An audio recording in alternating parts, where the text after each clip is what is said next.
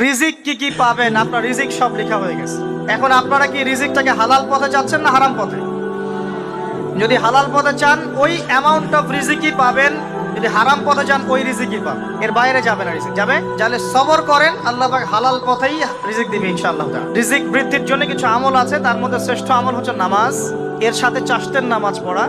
চাশত মানে সালাতুদ দুহা, এর আগে ইশরাকের নামাজ আছে।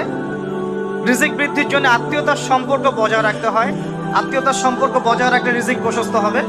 বেশি বেশি যে আল্লাহ জিকির করে এবং কোরআন তেলাওয়াত করে তার রিজিক বাড়ে আলহামদুলিল্লাহ, এবং যে আল্লাহর রাস্তায় খরচ করে তার রিজিক বাড়ে।